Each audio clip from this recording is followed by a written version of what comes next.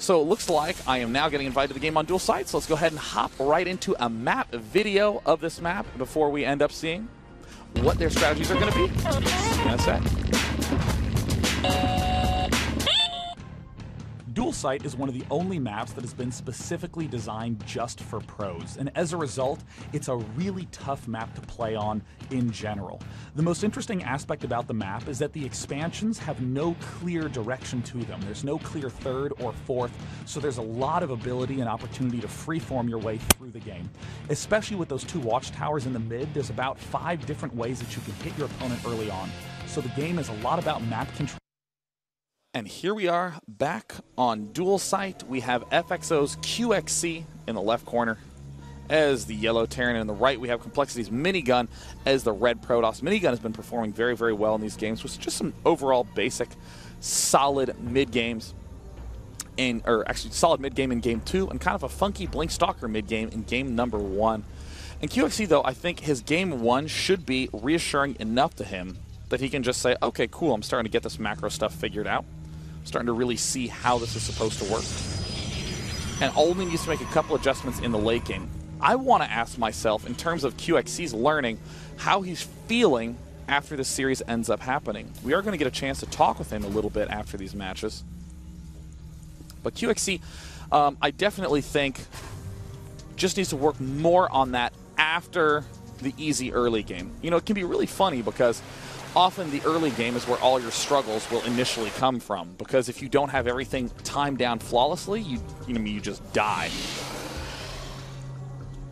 So what this means is that you focus so much on can I stay alive, can I do this push, etc., etc., etc., etc., and all of a sudden you finally get to a point where you can consistently get to the 11-minute mark fine, no problem, and in a good position. And you ask yourself, well, crap, what do I do now? And that's what I'm actually starting to see a little bit more out of QXC.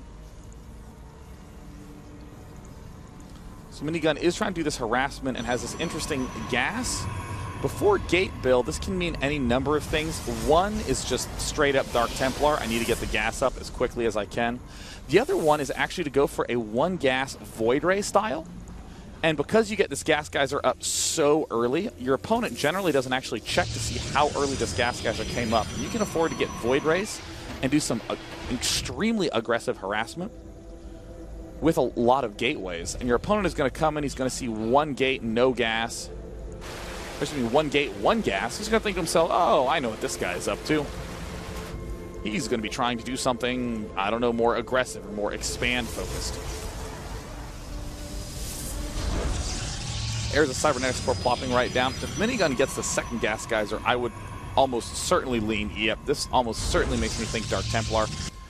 And notice the big variety of builds that we're seeing out of our Protoss player, Minigun. That's because Minigun is just trying to work on his general openings, whereas QXC is trying to work on this big macro style. So QXC requests, can you please do a big variety of stuff against me so that way I can see what the extremes are of my builds. Now, ordinarily, your Protoss player would have maybe around 100 gas here, but we're seeing it's closer to 200 gas. So this can be a lot more hidden in terms of intention. Now, once this Stalker does pop out, it's going to kill off this 1 SCV. And what that will allow him to do is to build that Twilight Council in complete and total concealment. QXC, though, smartly continuing to run that SCV around until the last possible second before he ends up pulling back. And now that he's out of the base, I'm expecting Minigun to do some sort of big play with his gas. And is he really expanding? Really? And going straight for sentries? Really? Wow. Really? Pulling everything out of gas? Now, see, I actually really dislike that play. There's only one circumstance in which I like this play from Minigun, and that is the following.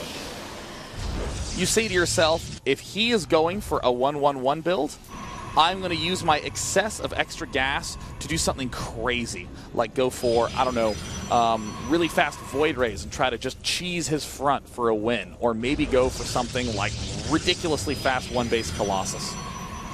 And if I don't see him going 1-1-1, I'm going to pull everything out of gas and expand. But even then, I don't like that as much, as 1-1-1s are getting pretty easy to hold off nowadays, now that Protosses are starting to lean more on the Immortals, starting to use Immortals and Warp Prisms, starting to get better with their Chrono Boost timings.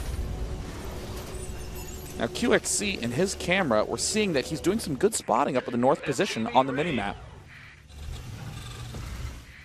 That's kind of a boldly late bunker at the front of his base. But I'd probably be a little weirded out too if I saw that, those two gas geysers. QXC is now going again for this big macro mode style. Looks like Minigun is again going to try to block the ramp off. And ooh, QXC trying to do this little bit of aggressive funky monkey business, but as we're seeing, just using stalkers, plain and simple, is so strong. Minigun will be able to micro kill off a good amount of these, and just because of that one range difference, Minigun can do this sort of obnoxious kiting. And oh, if Minigun looks away one more time, he'll easily lose these units. We see these two sheep in the middle of everything, kind of delaying the action. I'm not so sure how much I like these two reactors before getting up the starport. I almost feel like you should get combat shield before stims. That way you can use combat shield marines to push down your ramp. That seems a little bit better to me. Meanwhile, Minigun has a standard mid-game. Could possibly be building that Robo soon, but no, is going to be going for Twilight Council. On this map, I don't like Blink as much for a mid-game. I would probably much prefer the Zealot leg speed. QXC having a little bit less gas this game. He's getting the +1, but again, because he got the second gas geyser late, I don't think he'll be able to get those medevacs up early enough. And of course, Minigun with the really annoying basic gateway unit harassment.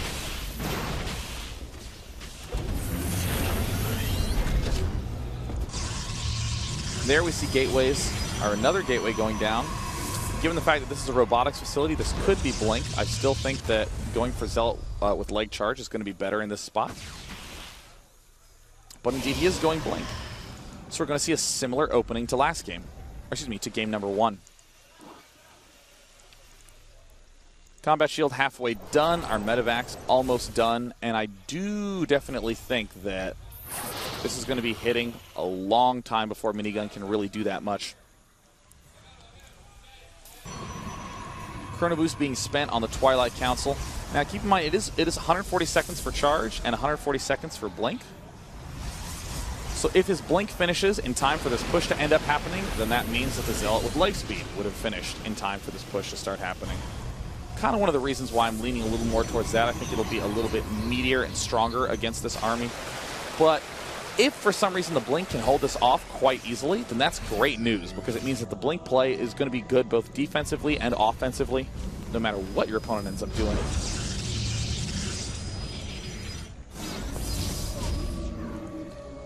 Looks like QXC does have control over those watchtowers. Uh-oh. Ooh, no. Oh, wow. Ooh, that stinks.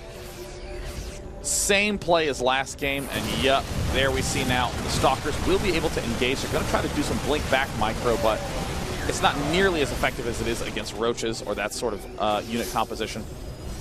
QXC going for a double stim. Minigun calmly pulling everything back. Now that we do have the Blink Stalkers, it looks like Minigun is going to try to Blink back out of it, but he just does not quite have the damage output.